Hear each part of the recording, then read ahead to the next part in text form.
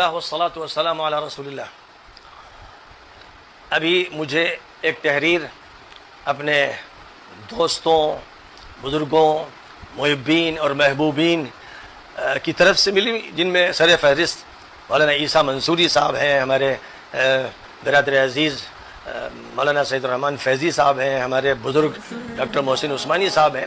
مختلف حضرات کی طرف سے ایک تحریر ملی کہ بھائی جو موضوع چھڑا ہوا ہے اس کو بند کر دینا چاہیے، تو میں ان کا بہت ہی قدرداں ہوں، شکر گزار ہوں۔ وہ بہت ہی فکر مند ہیں، درد مند ہیں، جو کچھ ہوا اس سال ڈیڑھ سال میں اس سے پریشان ہیں، اور ظاہر ہے کہ ان سے زیادہ میں پریشان ہوں کہ میں نے جو باتیں بھی کہی تھیں، بہرحال صرف حدیثوں کی بنیاد پر کہی تھیں، لیکن میں نے انہیں بند کر دیا۔ میں نے یہ اعلان کر دیا کیونکہ ہمارے جو مخلص ہیں اور ہمارے عزیز ہیں اور ہمیں محبوب ہیں، ان حضرات کی طرف سے مخلصانہ بات جو فرمائی گئی ہے، میں اس سے پورا اتفاق کرتا ہوں۔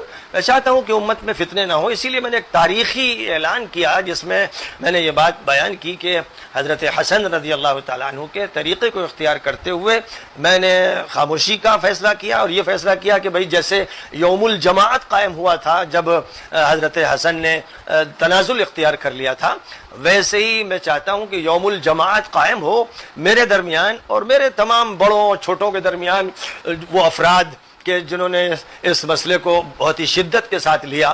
حالانکہ مسئلہ صرف اتنا تھا کہ ہم لوگ اور کچھ اہل علم بیٹھتے اور حدیثوں کا مطالعہ کرتے، اور جہاں غلطی ہوتی مجھ سے میری اصلاح ہوتی، اور جہاں ان سے غلطی ہوتی ان کی اصلاح ہوتی، لیکن بہرحال یہ نہیں ہو سکا اور بات کو بہت بگاڑ دیا گیا، اور ظاہر ہے کہ حالات بہت خراب ہیں۔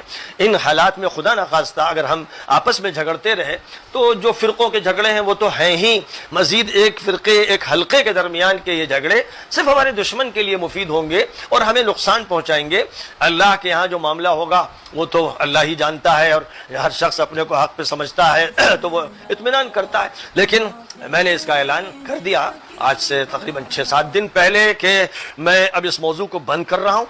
میری درخواست ہے اپنے بزرگوں سے اور بھائیوں سے کہ براہ کرم سب کو بھی نصیحت کریں کہ جب یہ کسی موضوع کو بند کر دیا جائے، جو عمل حضرت حسن نے کیا، جب میں ان کے حوالے کے ساتھ عمل کر رہا ہوں تو پھر پچھلی باتوں کو لانا، کھودنا اور سخت ماحول بنانا، گالیاں بکنا، ان کو نصیحت فرما دیں کہ بھائی اس سلسلے کو بند کرو۔ اس ملک کو نہ تو اس شدت کی طرف لے جاؤ جس نے پاکستان کو جھلسا دیا ہے، اور نہ ادھر لے جاؤ کہ سیریا اور عراق اور یمن اور لیبیا کے مقتل نظر آئیں۔ انہی سب چیزوں سے بچنے کے لیے ہمیں اجتماعیت کی ضرورت ہے۔ اگر آپ یہ سمجھتے ہو کہ بھائی میں نے غلطی کی تو میں اپنی غلطی پر 1000 بار معافی مانگنے کے لیے تیار ہوں، کہ اگر غلطی ہے تو میں اللہ سے بھی اللہ کی حضور توبہ کرتا ہوں، اور ظاہر ہے کہ میں مسئول لوگوں کے سامنے نہیں ہوں، اور نہ مجھے اس کی فکر ہے کہ بھیڑ میرے ساتھ رہے، اس لیے ایسا کوئی مسئلہ نہیں ہے۔ الحمدللہ اللہ کے ساتھ میرا تعلق رہے، اللہ کی رضا حاصل رہے، نبی مجھ سے راضی رہے، اس کے علاوہ الحمدللہ مجھے اور کچھ نہیں چاہیے۔ لیکن بہرحال دنیا میں زندگی آپس کی محبت کے ساتھ گزاری جائے، اجتماعیت کے ساتھ گزاری جائے، غلط فہمیاں دور کی جائیں، کینے دل سے نکال دیے جائیں، عداوت و نفرت ختم کر دی جائے، یہ مطلوب ہے ہم سے۔ اس لیے میں مولانا عیسیٰ صاحب اور دیگر حضرات نے جو کچھ لکھا ہے اس کا استقبال کرتا ہوں اور خوش آمدید کہتا ہوں، اور میں ان کے اس مثبت مطالبے پر لبیک کہتا ہوں۔ میں بار بار اظہار اس کا کئی مرتبہ کر چکا ہوں، لوگوں کو یاد نہیں رہتا۔ پہلے دن سے جب میں نے ایک بیان دیا تھا، اسی وقت سے میں نے تحریری طور پر تقریری طور پر یہ بات طلب کی تھی کہ اس موضوع کو بند کر دیا جائے، ڈھک دیا جائے، نہ چھیڑا جائے، کیونکہ جب بھی کریدا جائے گا تو بس پھر تو فتنے پیدا ہوتے ہیں اور لڑائیاں ہوتی ہیں، جذبات گرم ہو جاتے ہیں۔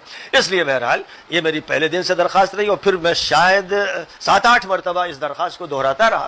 اب ظاہر ہے کہ جب شدت کے ساتھ مخالفت کی گئی تو مجھے قرآن اور حدیث میں دلیلیں تلاش کرنی پڑی، اور الحمدللہ اللہ کا فضل ہے، نہ کسی کتاب عقیدے کا میں نے حوالہ دیا، نہ کسی شخصیت کا، صرف اللہ و رسول کا مسلسل 1.5 سال سے ذکر کر رہا ہوں۔ میری تمام تقریروں میں یہی ہے۔ ہاں یہ بات ہے کہ شکایت کی گئی کہ بہت شدت کے ساتھ بات کرتے ہیں، تو بھائی شدت سے بھی میں توبہ کرتا ہوں، کیونکہ میں نے تو مشعال المصابیح جو کتاب لکھی ہے 10 جلدیں شائع ہو چکی ہیں، مشکات کی شرح کر رہا ہوں۔ ہر جگہ اسلام میں جو یسر کا پہلو ہے، جو سماحت کا پہلو ہے، اس کو پیش کرتا ہوں، مسائل میں بھی اسی پر سارا زور دیتا ہوں۔ اسی طرح ان سب مسائل میں بھی شدت نہیں ہونی چاہیے. وجادلہم باللتی ہی احسن پر عمل ہو. اگر بحث کرنا ہے تو شریفانہ انداز سے، خوشگوار انداز سے، محبتوں کے ساتھ ہو. اس معاملے میں مجھ سے جہاں زیادتی ہوئی میں اس سے رجوع کرتا ہوں، اور جس کو بھی تکلیف پہنچی ہو میں نے تحریری طور پر بھی کہا، زبانی بھی کہتا ہوں، اس میں معافی مانگتا ہوں، اور یہ چاہتا ہوں کہ اللہ مجھے معاف کرے اور نبی پاک علیہ السلام مجھ سے خوش ہو جائیں، اور جو اہل ایمان ہیں ان کے درمیان اچھے تعلقات ہوں. یہ بات میں نے آج ایک تحریر میں بھی کہی ہے، اور اس موقع پر جب خط مجھے ابھی ملا تو میں نے فوراً 2 سطروں میں تو اس کا جواب تحریری طور پر دے دیا. امید ہے کہ وہ بھی پہنچ جائے گا. اور تقریری طور پر میں زبانی یہ بات کہہ رہا ہوں، اس وجہ سے کہہ رہا ہوں کہ یہ کوئی نہ سمجھے کہ بھائی میں لوگوں کی رضا چاہتا ہوں یا کوئی مفاد چاہتا ہوں. الحمدللہ ثم الحمدللہ، ہرگز نہیں. مجھے نہ لوگوں کی بھیڑ چاہیے اور نہ لوگوں کی جمعیت چاہیے. میں اکیلا رہوں اس پر میں راضی ہوں، لیکن یہ چاہتا ہوں کہ مسلمان سوسائٹی میں اخوت ہو. انما المؤمنون اخوۃ فاصلحوا بین اخویکم واتقوا اللہ لعلکم ترحمون.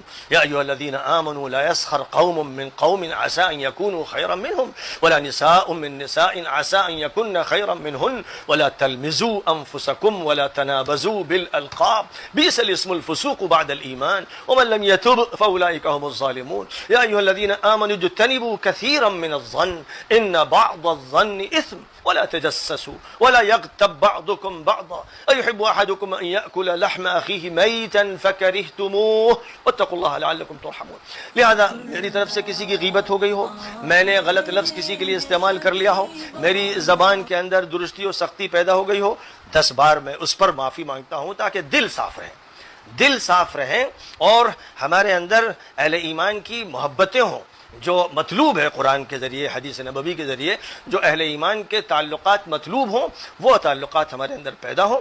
میں چاہتا ہوں کہ وہ عبارت جو مجھے بھیجی گئی ہے اس کو بھی سب لوگ پڑھ لیں، میرا یہ جواب بھی سب سن لیں، اور مختصر سے جو جواب میں نے اس میں دیا اسے سن لیں. اور ایک بیان آج میں نے وجادلہم باللتی ہی احسن کی آیت کریمہ کا ذکر کرنے کے بعد نیچے یہ لکھا ہے ایک محبت آمیز درخواست، اس کو پڑھ لیں اور فضا کو ٹھنڈا بنائیں، بہتر بنائیں. اب فضا کو بگاڑنے کی کوئی کوشش نہ کرے. امید کرتا ہوں کہ میں بھی اپنے وعدے کو پورا کروں گا اور لوگ بھی انشاءاللہ اپنے وعدے کو پورا کریں گے. فضا انشاءاللہ صاف ہو جائے گی، دل پاک ہو جائیں گے اور تعمیری کاموں میں ہم اور آپ سب لگ جائیں گے. اللہ تعالیٰ ہمیں اس کی توفیق عطا فرمائے. وآخر دعوانا